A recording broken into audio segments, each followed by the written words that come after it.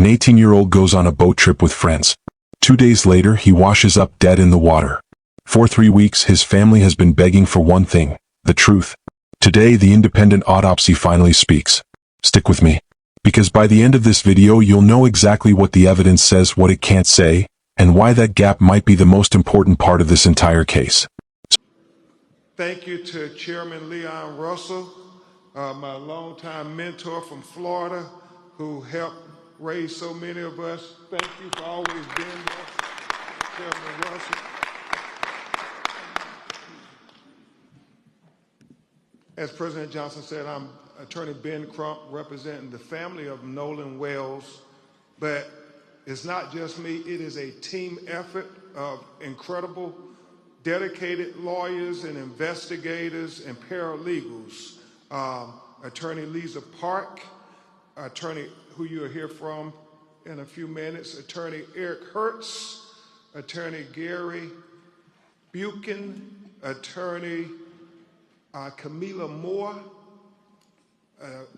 Cliff Jones, Jared Presson, Alan Williams, our whole team of people who are committed, as I said, President Johnson, on this ferocious search for the truth of what really happened to Nolan Wells. But before we begin to discuss the intricacies of the preliminary findings of the independent autopsy, we think it would be appropriate for you all to hear from the people who knew Nolan Wells best, so they can thank you themselves and tell you about the trials and tribulations that they have been enduring since July 4th. July 4th will never be the same for them. I bring to the podium Nolan Wells' mother and father, Christine and Elmore. Please give them a warm NAACP welcome.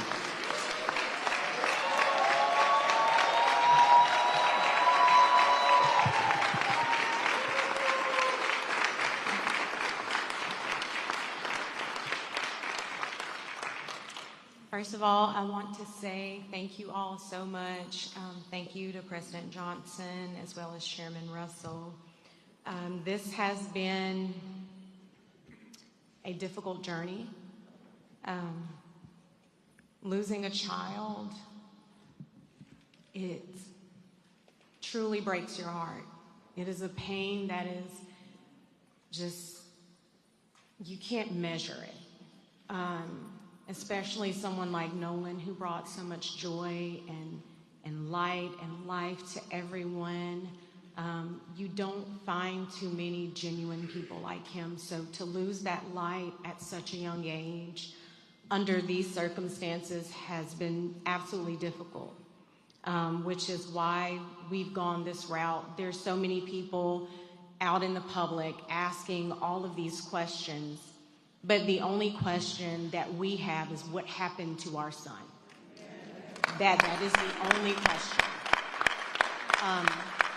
We have consistently been degraded by the public.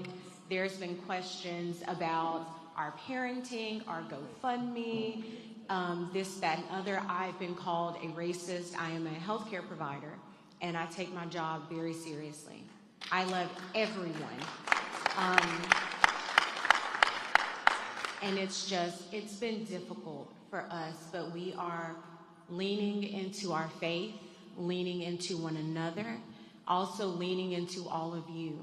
There are not enough thank yous, not enough appreciation for what you guys have done for us, and we do. We love you from the bottom of our hearts. Thank you. And so it is our hope that our local authorities will do what they need to do, because us having the preliminary autopsy results and hearing nothing from them, it's heartbreaking and it's concerning, which again is why we are here, why we have asked for this help. So again, thank you all so much for your support. We appreciate you, we really do.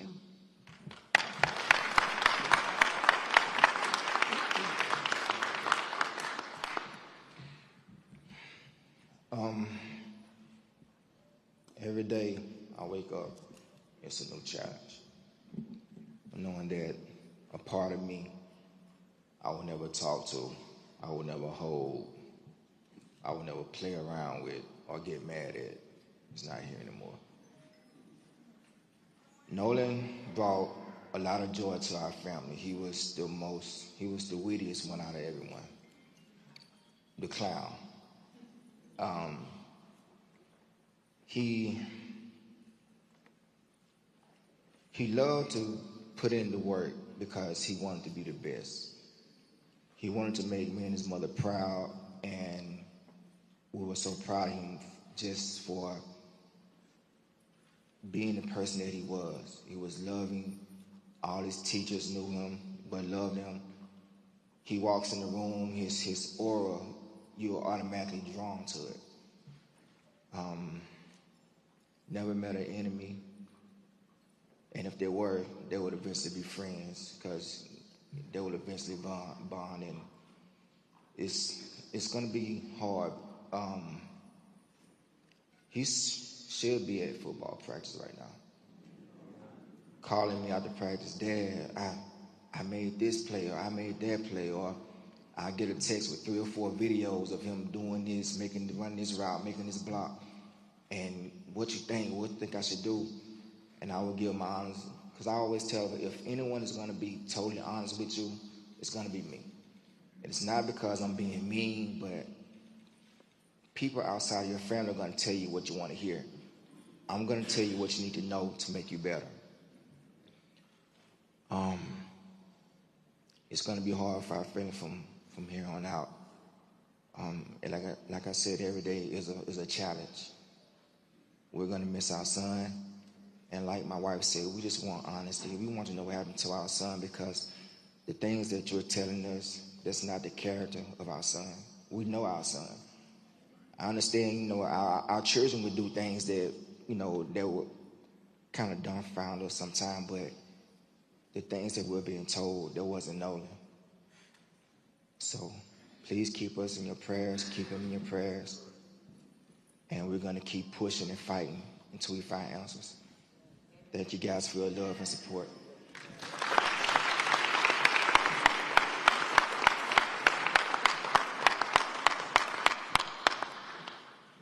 Thank you so much, Christine and Nolan.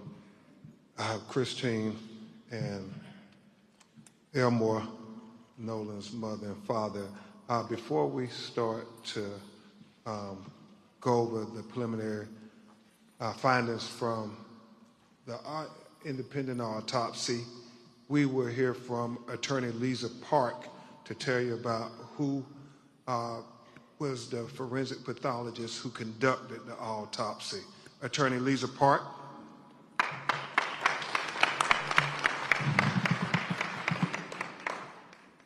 Thank you. Dr. Roger Mitchell could not join us today, but we felt it important before we reveal and unfold this report that you understand who conducted this autopsy. Dr. Roger Mitchell is a physician and board-certified forensic pathologist with 2 decades of experience. He currently serves as the president of the National Medical Association, which is the oldest and largest group of Black physicians in the U.S.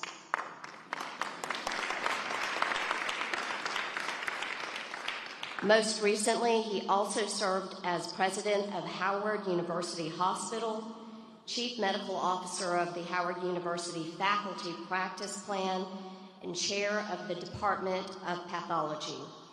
Before joining Howard, he served as chief medical examiner for Washington, D.C. from 2014 to 2021, and later as interim deputy mayor for the Public Safety and Justice.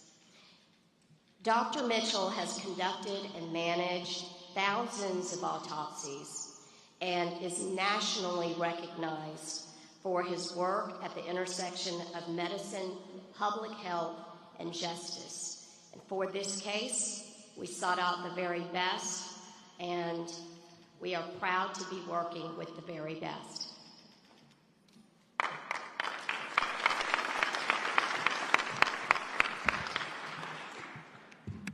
Thank you, Attorney Park. I again want to express our gratitude to President Johnson, Chairman Russell, and the NAACP, because civil rights is more important than ever in the United States of America today. And so we thank you for the civil rights leaders stepping up to say that our children's lives matter now more than ever. And I want to thank all of you for getting up 8 in the morning. If people could see how many people are gathered here, they would say, you all are truly blessed to have the support of America, Christine and Elmore.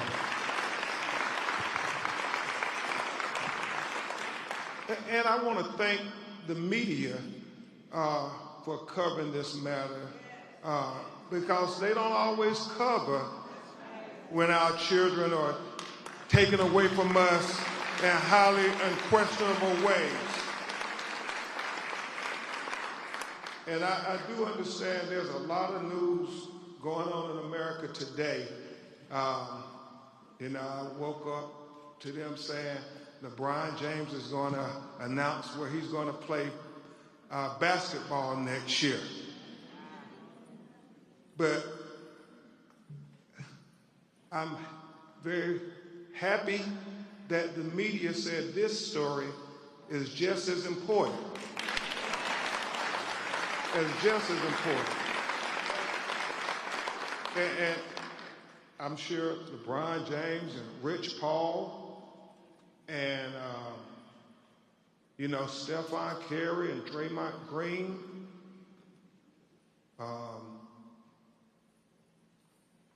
Jaylen Brown, Embiid, Maxey, Giannis, Bam,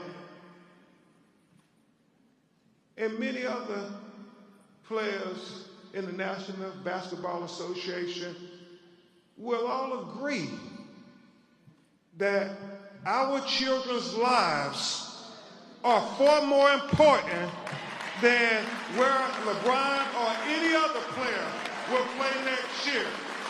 And so that's why I thank you all for being here, because this news is as important as any news in the United States of America, finding out why is Nolan Wells dead.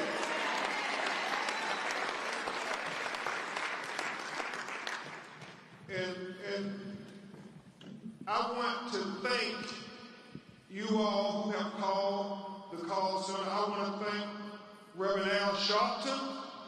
I want to thank Mr. Tyler Perry. I want to thank Mr. Terry Owens for putting up the $125,000 reward for anybody out there who have information so we can get to the truth of what happened. I mean, any videos, and we've gotten so many videos, President Johnson, from that day from young people, and we want them to have the courage to come forward with the pictures, what you heard. I know people said there were a lot of disturbances out there. Some believe it involved Nolan. All of those things are important to get to the truth of what happened. The fact, Christine, that the United Cajun Navy are so forthcoming. The fact that they told us, we haven't heard from any of their local officials, that Nolan was found face down, fully clothed. Well, that's significant to us because the last time we saw him on the videos, he was without a shirt. So at what point did he put on a shirt? Somebody saw something. Somebody knows something. There were almost 300, 400 people. Somebody knows something. So, Scott X, we're trying to just make sure people understand that you can call the Nolan Wells tip line at bencrump.com. We will gladly listen to you, take any information as we try to put together this puzzle of what happened to Nolan Wells. And today, we're going to add some more parts to this puzzle because my legal team and I, we stand for truth, no matter who it implicates or who it exonerates. We stand for justice, no matter who it convicts or it acquits. Yeah, and we stand for transparency because we got eyes that can see, and we don't need government officials having to narrate it for you and me. We can see it for ourselves. Transparency. That leads to the truth. The truth is the foundation for accountability and justice. And that's all we're seeking, as Christina Elmore said from day one. So with that, and Christina Elmore, if you all want to sit, we're about to go through this autopsy. I know it may be a little emotional. Thank you, President.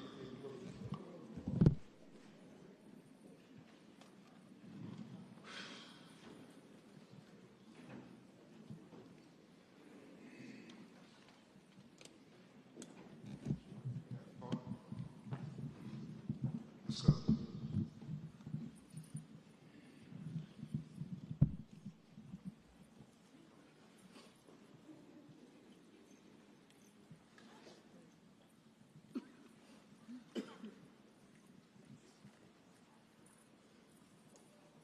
As we begin to present the preliminary findings of the autopsy, we want to especially thank Mr. Colin Kaepernick for not thinking it robbery to pay for the autopsy.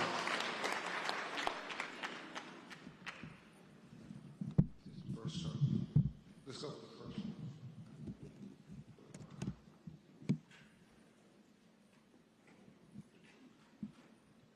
So,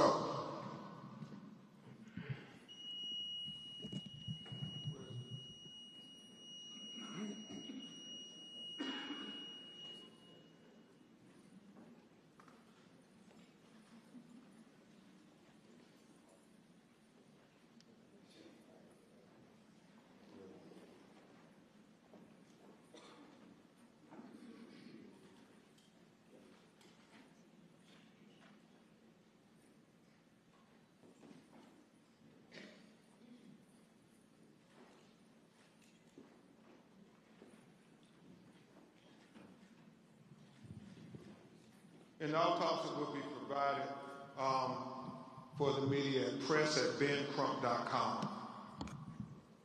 And so, Mr. Jones, keep that. I don't need this.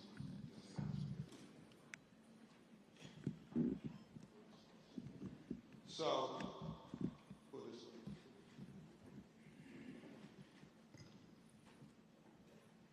So, Dr. Roger Mitchell, board-certified forensic pathologist, performed a preliminary report on the death of Nolan Xavier Wells. He conducted and presented this report on July 19, 2026. Preliminary report, second autopsy, death of Nolan Xavier Wells. Cause of death, undetermined, pending investigation. And we'll explain that as we go through the report this morning. The manner of death, undetermined pending investigation. Statement of examination. This forensic pathologist was retained to perform a second autopsy examination on the body of Nolan Xavier Wells. Name of decedent, Nolan Xavier Wells, age 18 years old, race, black, gender, male, date of death, unknown. Second autopsy date was performed on July 10th, 2026. Preliminary findings, and this is significant. Focal area of red discoloration in the soft tissue of the back of the head, the occipital region. He said the etiology is unknown at this time. He said the body was received after the initial autopsy. He said the body had marked decompensation. He said corona incision of the scalp, brain removal, Y-shaped incision of the anterior torso, and he talked about the organs being removed, as is common, accompanied in the body cavity. And that when you have an autopsy, the organs are removed from the body and they are dissected and examined. And then they are put back in a bag within inside the body. So when they're buried, their remains will all be with them. But in this occasion, if there's going to be a second autopsy, then the organs are put in the body cavity so the second pathologist could be able to examine the organs as well. Very significant for Dr. Mitchell was that the anterior inner neck structures were absent, not received with the body. And we'll explain that in just a minute. And then it talks about the additional procedures performed during the second autopsy. And we'll go into the paragraphs on that there because he explains it better in his narrative. So where's the first page of the discussion? Not the diagram yet. Diagram over there.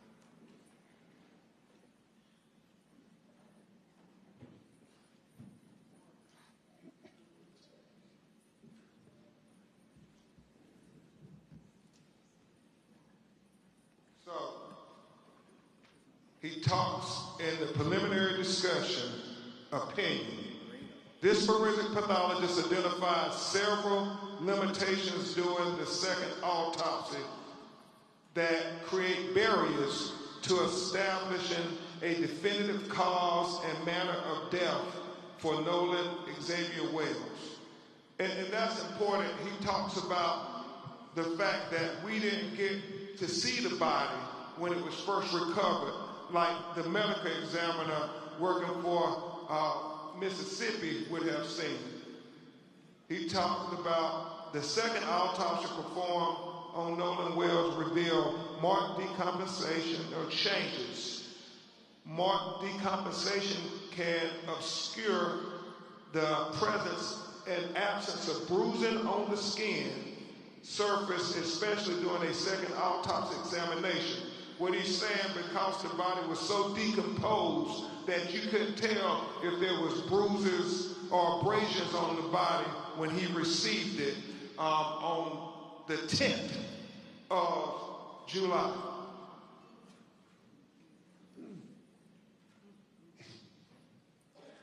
For these reasons, additional dissection procedures not performed during the first autopsy examination were performed to rule out potential blunt force injuries responsible for the death. These procedures included facial dissection, posterior head and neck dissection, dissection of the ribs, the pelvic, dissection of the subcutaneous and deep soft tissue, dissection of the back, the buttocks, the arms, and legs.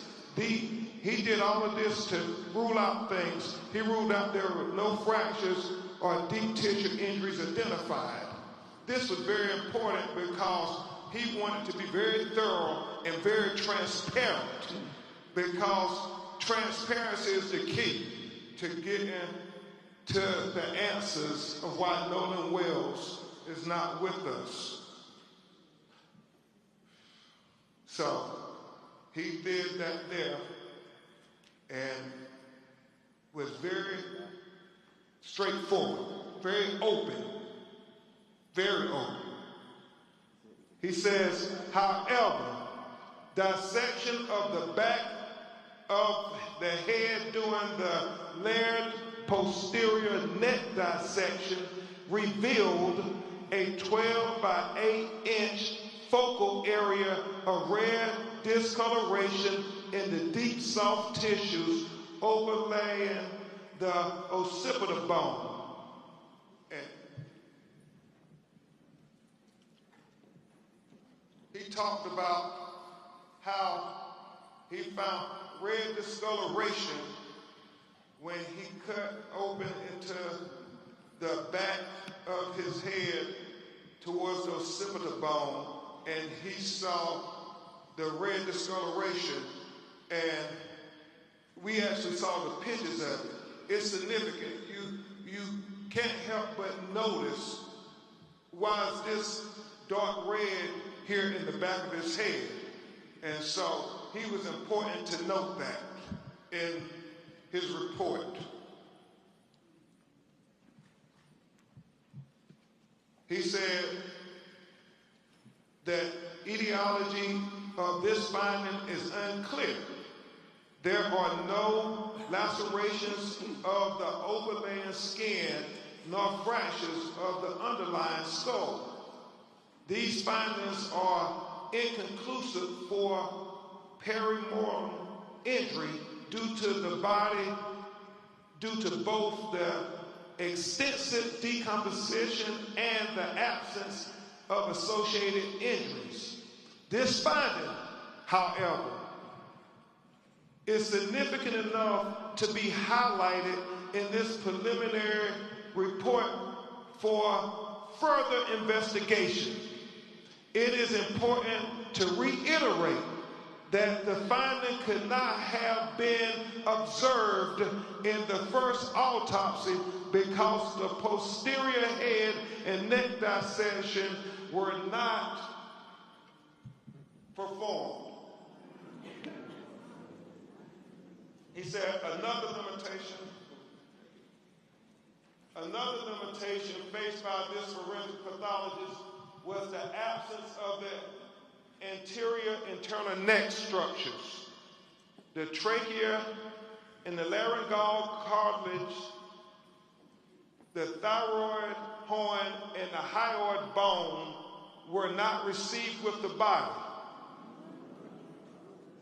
So he's saying that the throat was not received with the body when he got Nolan Wells' body in Washington, D.C. to perform the second autopsy. And so let's discuss that with what he said about that. He said, it is assumed that the initial pathologist retained these structures for additional evaluation.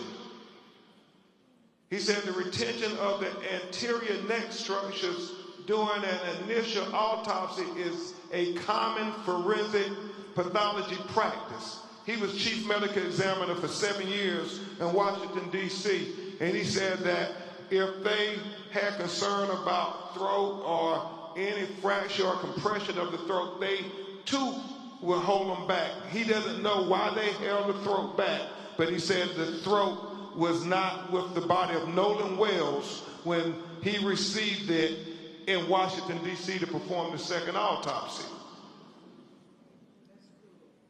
He said, nevertheless, a posterior neck dissection performed without review of the anterior neck structures is incomplete.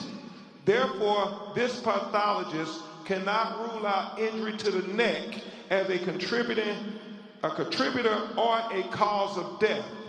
He said he would need to have the medical examiner in Mississippi allow him to review the throat. That's why he said his autopsy is undetermined pending investigation. Remember, it's about transparency. Because the initial autopsy rightfully removed and dissected each organ, there are additional limitations inherent in the second autopsy of Nolan Wells. The most significant of the limitations was the inability to directly observe the airway and the lungs for water and directly observe the stomach for gastric contents. He said it is very significant as to what the initial forensic scientists who got to review the body when it was recovered. We have heard from our call center people saying the body wasn't waterlogged. Well, we need to know those things. But unfortunately, because the body was decomposed and the organs have already been dissected, those are things we can only get from the initial autopsy. So therefore, again, the manner and cause of death is undetermined until further investigation. We are hopeful that the Mississippi Medical Examiner would give Dr. Mitchell an opportunity to see their photographs and their observations to the condition of Nolan Wells' body closer in time to July 4th. That is very important, and we have to continue to demand transparency, President Johnson.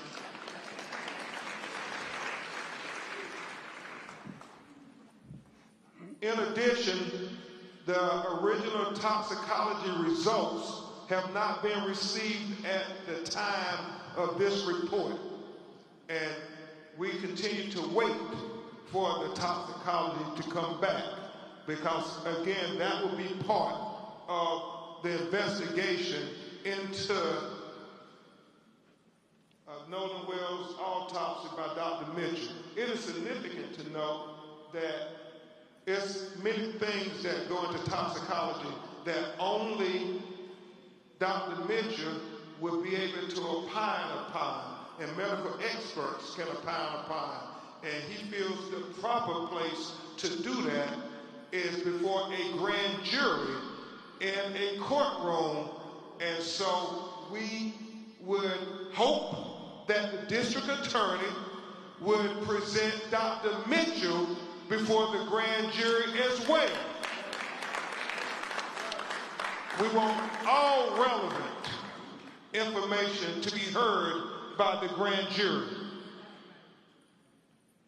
Lastly, in cases where a death has occurred in or around a body of water,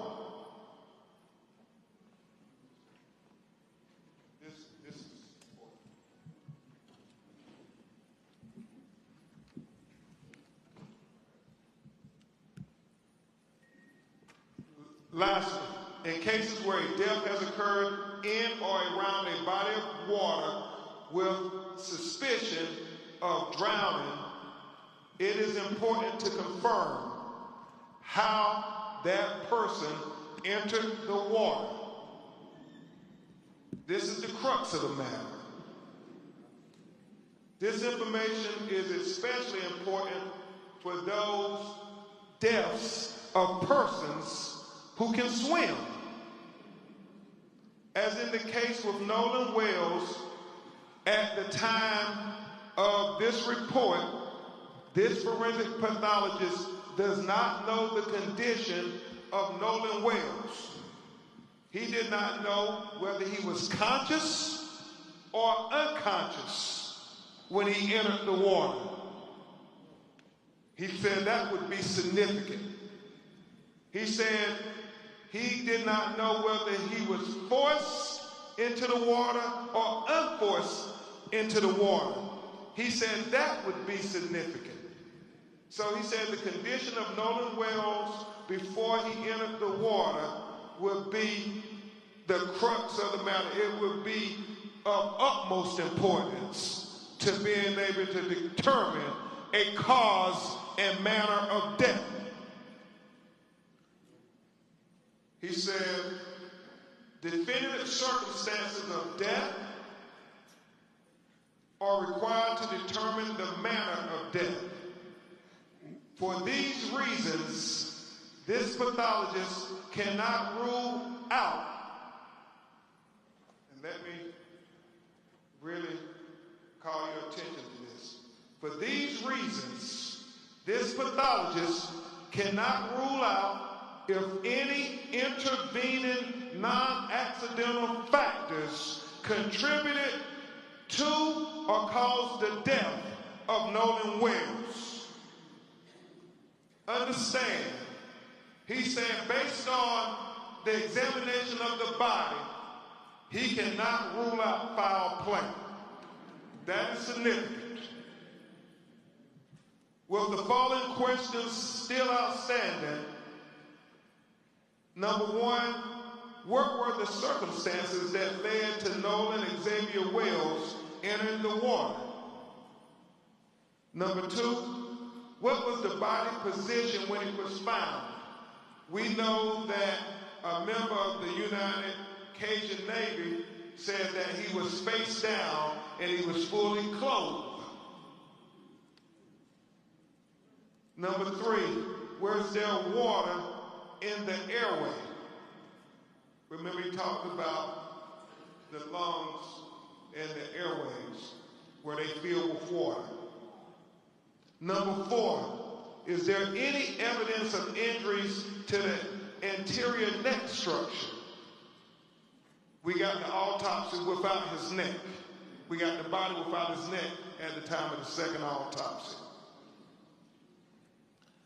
Number five, is there any evidence of any intracranial hemorrhage? He said that is going to be very significant. Things that he could not observe at autopsy that the initial medical examiner would have been able to observe. Number six was the composition of what was the composition of the stomach contents? He talks about that being important because when was he found? How long had he been in the water? How long had it been since his last meal? All those things become relevant factors when you're trying to do a thorough and impartial autopsy. And number seven, what are the toxicology report findings? He said the best classification again for the cause and manner of death for Nolan Xavier Wells is undetermined pending investigation. This forensic pathologist reserves the right to review and incorporate additional forensic pathology information into his opinion as it becomes available. He says, the above opinions are expressed to a reasonable degree of medical certainty. Dr. Roger A. Mitchell, July 19, 2026. And we know that, as I said, this is only another part of the puzzle. And even though it tells us significant information, we still have more questions than we have answers at this time. And we will continue to press forward and persist, Christine and Elmore, with getting the answers to these questions Because yes, we will persist,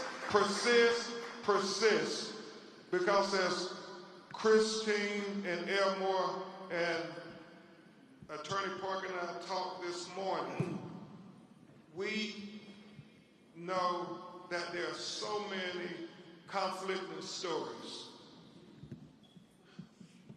The fact that she said him being found face down, the fact that we have other videos where people who have called said that is Nolan who is in some kind of dispute with others.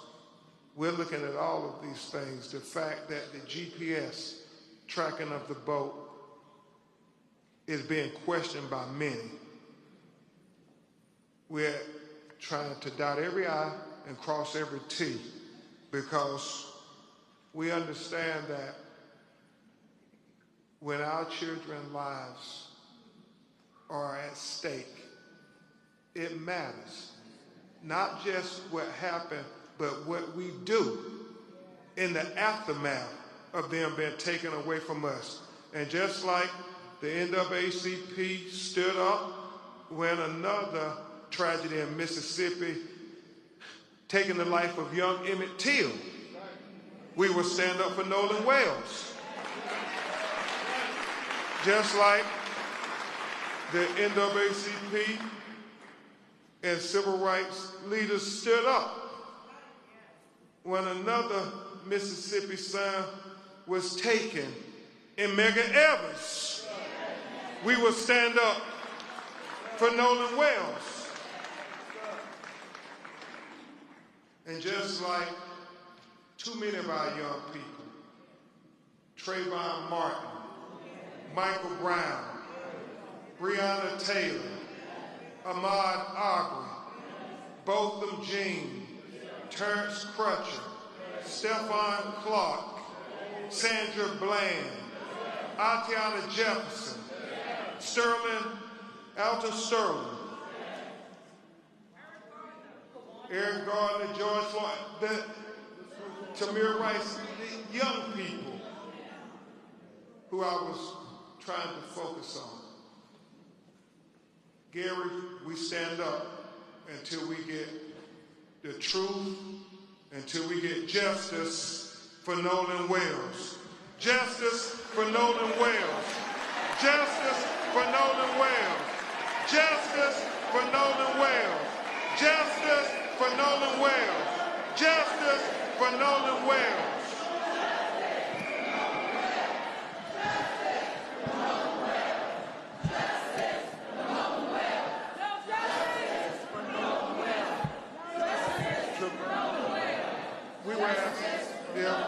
Christine and Elmore and President Johnson can come back and join us on the stage, and Travad, we will have you coordinate questions and answers for us or President Johnson or Attorney Park and I. I will say this: as President Johnson comes to the stage, I was sharing this with him and Chairman Russell, Christine Clark. God knows we wish we had you at the Department of Justice now. Christine Clark. As I was sharing with President Johnson and Reverend Al and others, this is so important that we continue to talk about Nolan Wells and what happened to him, and that we get attention on him, because in getting attention on him, it brings attention, Cliff Jones, to other cases that are not getting their attention as of yet. But I'm so grateful to Christine and Elmore, because they said whatever we can do, not only to help our son, but to help these other young black boys who was killed the July 4th holiday. And I want to take a moment before we answer your questions to talk about two other young black men, both 18 years old, who were killed in extraordinary ways that are very similar to Nolan. President Johnson, 18-year-old Daniel Irvins went on a fishing trip, out on a fishing boat with two other young men. He was the only black. It is alleged that he ended up accidentally drowning, but his two white friends got his cell phone and threw it away, got his clothes and threw it away, and then went and deleted all of their text messages with him and social media. Sounds familiar? And they've only been charged with tampering with evidence. And his mother is crying out that they should be charged with murder, because if they would lie about his cell phone and his clothes and deleted messages, then they will lie about what really happened to Daniel Irvins.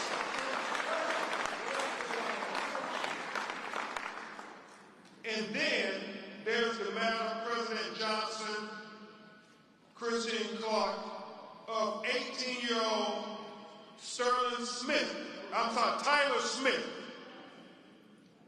Tyler Smith, on 4th of July, was at a house party with about 10 other people. He was the only black person at the house.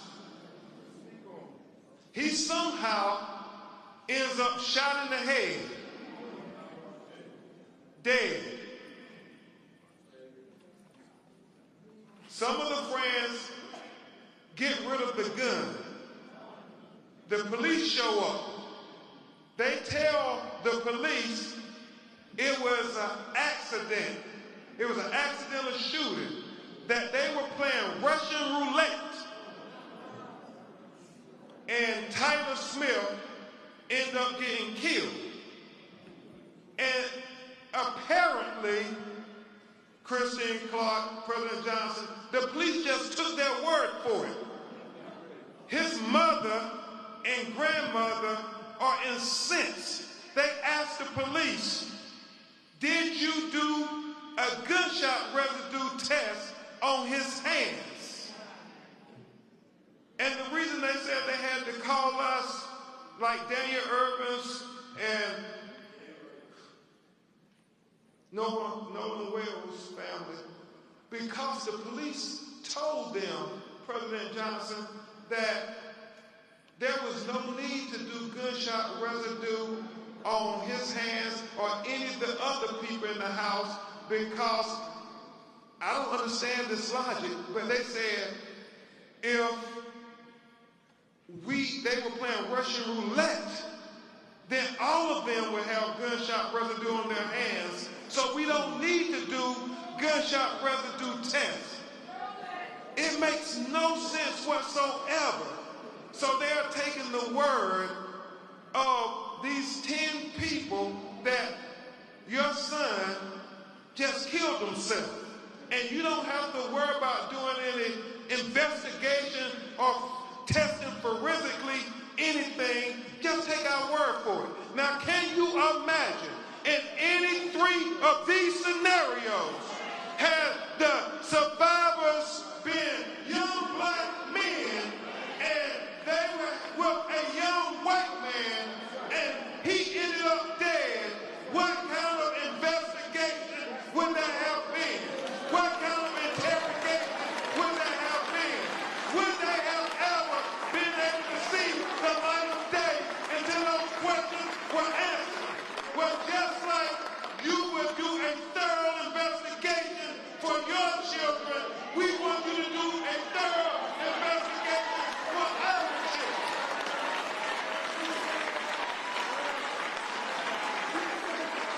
We don't want anything special. We just want equal justice. Equal justice. And so with that, I'll turn it over to Trevon to lead us in the final section. We'll have a few questions. We have my colleagues on either side with microphones. Please announce your name and your media outlet if you have any questions. We're going to be quick because we have other programming going on in real time. We'll go here first. Oh, thank you. Hi, everybody. Samantha Chapman, ABC 7 Chicago. You just unveiled a comprehensive outline of the independent report. Can you summarize for our viewers, because there's a lot to take in, a lot of information. So in summary, can you succinctly tell us what we can take away from this report? And also, if you can provide more details about the neck.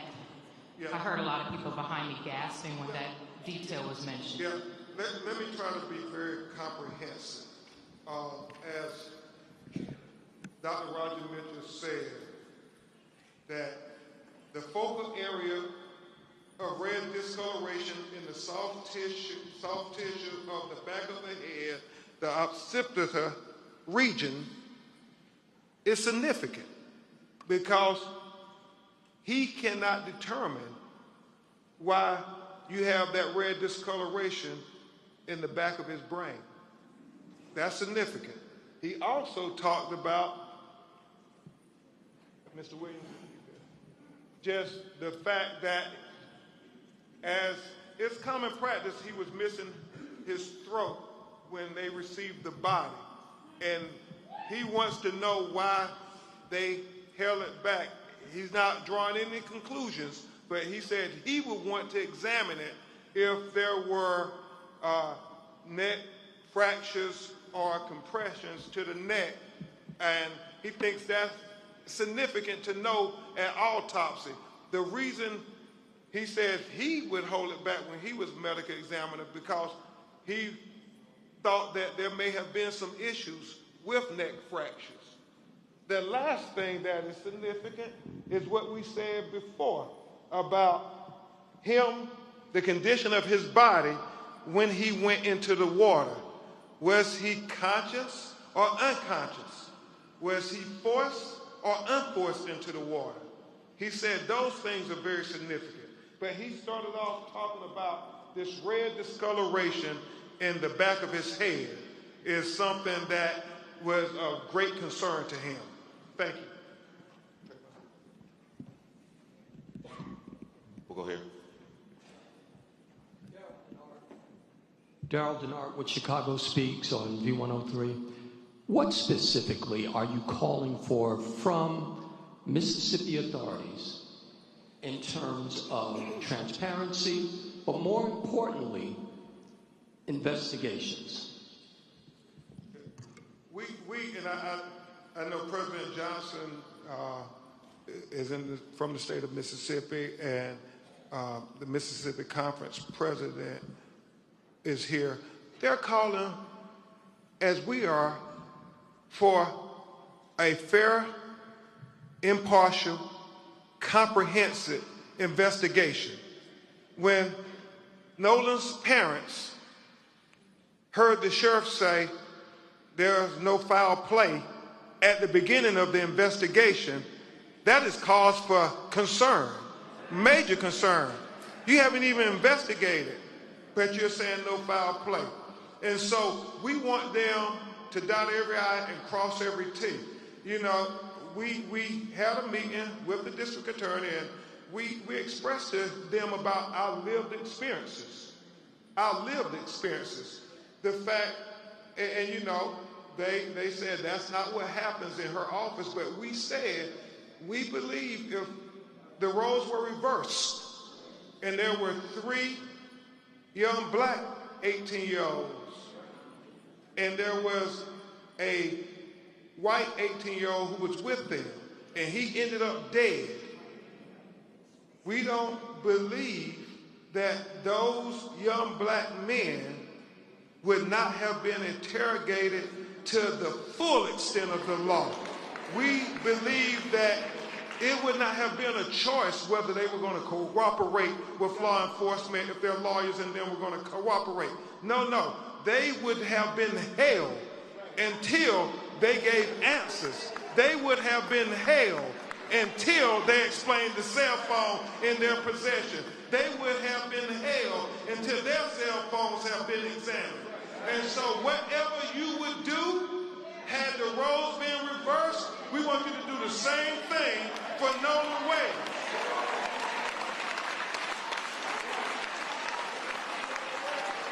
We have time for one more question, and then we're going to have a prayer with our Religious Affairs Committee with the family. One more question here. What's there? I'm Tiffany Walden with the Charge in Chicago. I know that we're talking about a transparent investigation, but for families and people who are watching, can you kind of give a breakdown or a timeline to the best of your ability of the contact that you've had with Mississippi authorities or Ocean Springs authorities or the Cajun Navy? Have you all talked to them? Do they call you after the initial autopsy? Is it just radio silence from them? Do you have to call them? Can you kind of walk us through that process? The last time we actually spoke with local authorities, which would be the Sheriff's Department, was I think a day or two after his body was found. That was only initiated by me. I sent him a text message. I was like, hey, this is Christine, Nolan's mom. I just want to see if there are any updates. Basically, he called back. There were no updates. He's like, we're still interviewing. And again, my concern, and also my husband's concern, was it was not even an hour that his body had been removed. And the sheriff came out and said, this is, accidental drowning. We don't think there's foul play. Again, that is why we're doing what we're doing and why we're moving the way we are. Because I sat there and asked them, please take this case as if this is your child, your family member, your whatever. And they promised that they would, but when you make statements like that straight out the gate, that's an issue. We did meet with the DA. She did promise, transparency and all of this, all of that. However, damage has already been done because now that's the narrative that's being pushed by the general public, who again, know nothing really, only what they're hearing from other people. So in addition to that, it's all these things coming up. And at the end of the day, like I said before, any parent that would be in this situation, you would do anything to find out what happened to your child. And that is what we're here to do. It is very important to note that this narrative, this suggestion that it was an accidental drowning, nothing to see here, is troubling, even if that's the case. There were 300 to 400 people out on Horns Island. You mean to tell me nobody saw anything? Nobody can tell us anything about what happened to one of the few black people that were out there on that island that day?